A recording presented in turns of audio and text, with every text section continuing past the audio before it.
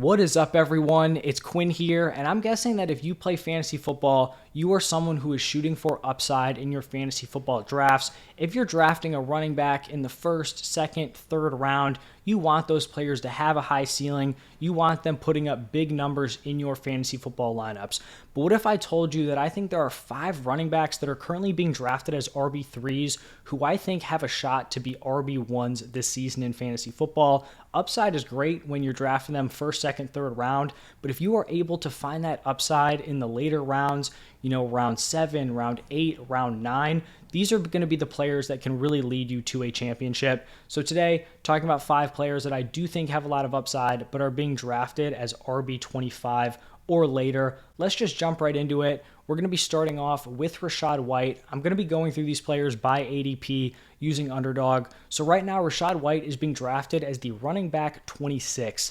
And Rashad White is someone that I was very high on when he was coming into the NFL. He had solid day 2 draft capital, was picked in the 3rd round to the Buccaneers. He had solid size, 6 feet tall, 214 pounds. He had some solid college production and also just had a really impressive receiving profile from his years in college. Now, unfortunately, Rashad White's rookie season wasn't overly impressive.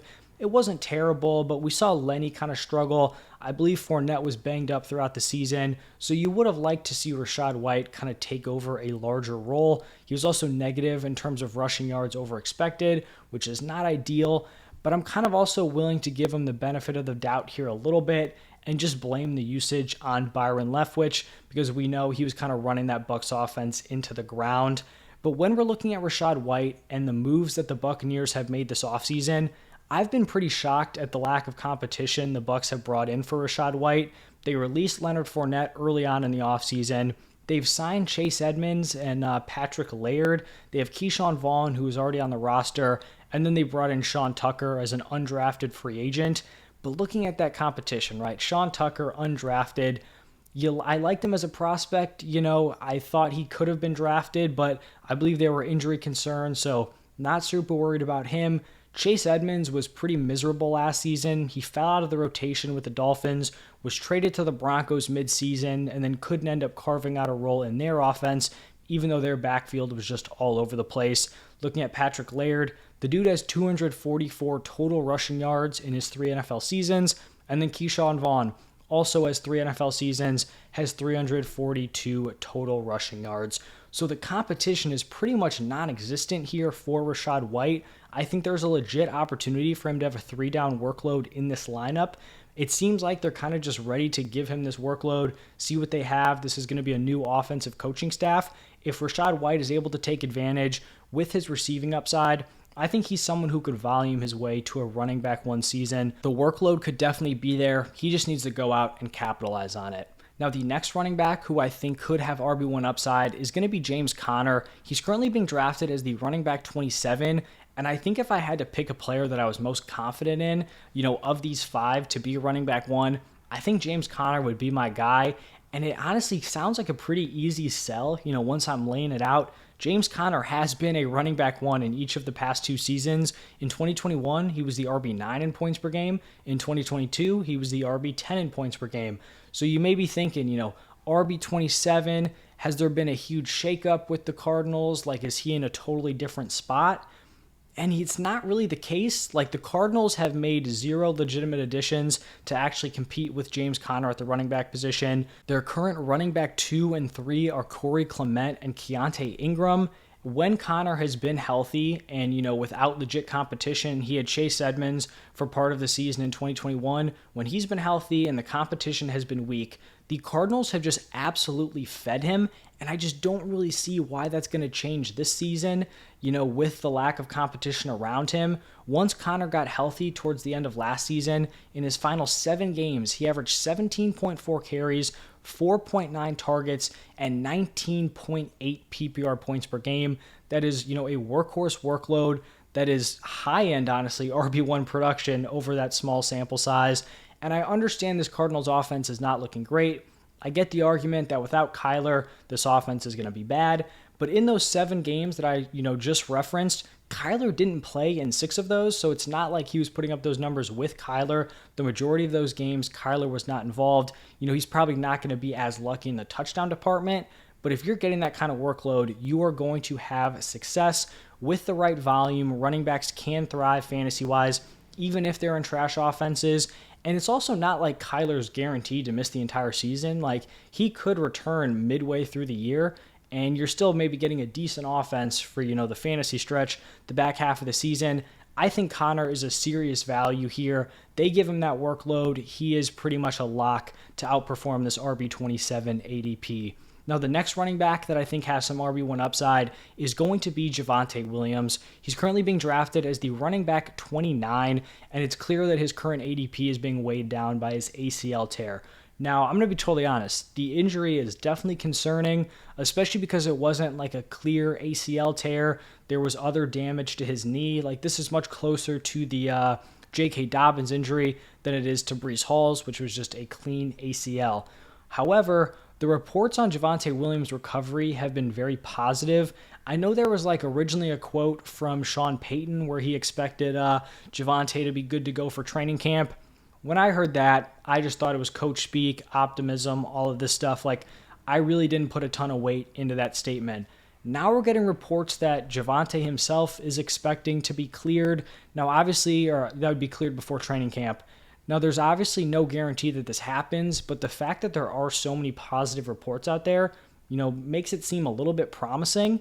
And this is just a spot where we're shooting for upside. So if Javonte is active week 1, this RB29 price tag is going to be an absolute steal. This is the same running back who was being drafted at the 2-3 turn last season. He was being drafted as if he was going to deliver RB1 production to your lineup. Looking at the Broncos this season, I'd imagine they want to be more run heavy than they were last year. They've made some upgrades on the offensive line. Also, we saw Rush struggle last year. I'm guessing Sean Payton kind of wants to take some of the pressure off of him this season, rely on the run game. I know they brought in Samaje Perine, and he's a solid, probably a high-end backup running back. But if Javonte Williams actually gets healthy, I don't think he's going to be competing with Samaje Perine. I feel like a healthy Javonte is going to clear Samaje Perine pretty easily. So once again, I'm not saying it's a guarantee he's going to be good to go, healthy. It's possible this injury lingers and he's never really 100% throughout the season. That is a possibility. But if Javonte can get healthy, I think this is a spot where he can succeed, and I do think the upside is going to be there. Now, my 4th running back, being drafted as an RB3, I think could be a running back 1. It's going to be James Cook. He's being drafted as the running back 30, and full transparency, I've never really been a huge James Cook guy. Wasn't super high on him after the draft. I was kind of surprised the Bills spent a 2nd-round pick on him. But this Bills running back room is pretty much a mystery at this point, and I do think that if one of their running backs can stand out, they're going to be very valuable for fantasy football. So there are kind of 4 main running backs to look at on this depth chart. It's going to be James Cook, Damian Harris, Latavius Murray, and Nyheim Hines. Now, the overall consensus seems to be this is going to be some sort of split between James Cook and Damian Harris. I definitely think that's possible. I don't think it's the lock that some people are assuming it is. I think there's probably going to be a battle between Damian Harris and Latavius Murray to even just stay on the roster. I do think one of those guys is going to be gone because I do believe they have another running back that they keep on for special teams. So I think one of those guys is going to have to go. Looking at Cook's rookie season, he definitely didn't light it up. He was solid in his opportunities, but had a pretty small workload, only averaged 5.3 carries per game, 1.9 targets per game. But this is still the guy that the Bills went out, spent 2nd-round draft capital to bring him in. So I'm guessing they want to at least see him in somewhat of an expanded role. I feel like there's this perception out there that the Bills running back position is just not a great spot for fantasy. And I, agree that it hasn't been over the last few years, but I kind of disagree with the fact that it's just Bills running backs, they're not going to be good for fantasy. And I just think it's because they haven't really had a strong running back paired with Josh Allen, right? They're rolling out Devin Singletary and Zach Moss, and we're wondering why these guys are in a committee not giving you great fantasy numbers. I mean, those guys just aren't going to be blowing anyone away. You give them a solid running back, I'm sure they're going to produce fantasy-wise. Now, it's also possible that James Cook just isn't that good, But the thing is that if he is, he's going to have the opportunity to be the running back one on this team. We know he has receiving upside. This is one of the best offenses in the NFL. I think the upside is going to be there for him. And then the fifth and final running back that I think can be a running back one is going to be Alvin Kamara. And behind James Conner, he's probably the guy that's like right there in a player I'd be very confident in. And Kamara's ADP definitely seems to be buried because of the risk of suspension and then also some of the Saints offseason moves. It is possible he gets hit with like a 4 or 6 game suspension from the incident he had before last season. But I mean, it's also possible that suspension just never comes. Like we were hearing the same stuff last season and the suspension just, never came. And he was probably, at least earlier on in the offseason, was a value from where he ended up finishing last year. Now, there's no doubt that, without the potential suspension, he would be at worst like a probably bottom tier RB2. Like if we knew he was going to be good to go, no suspension, like I don't think he'd go outside the top 24 running backs in terms of ADP. Now, the other concern I mentioned was the signing of Jamal Williams and then the addition of Kendre Miller in the draft. Now, with those additions, I do think it rules out like some sort of huge 3-down workload for Alvin Kamara. Like I feel like we can probably kiss that goodbye. Jamal Williams or Kendre Miller, these guys are going to be eating up some carries. They're probably going to be taking the red zone work. We saw, the goal line work. Like we saw Jamal Williams just totally excel in that role last season. But like a huge 3-down workload has never really been Kamara's path to his RB1 seasons. This is a guy who in 2020 averaged 25.1 points per game on only 12.5 carries per game. That is a very small workload on the ground to be giving you like absurd high-end RB1 production.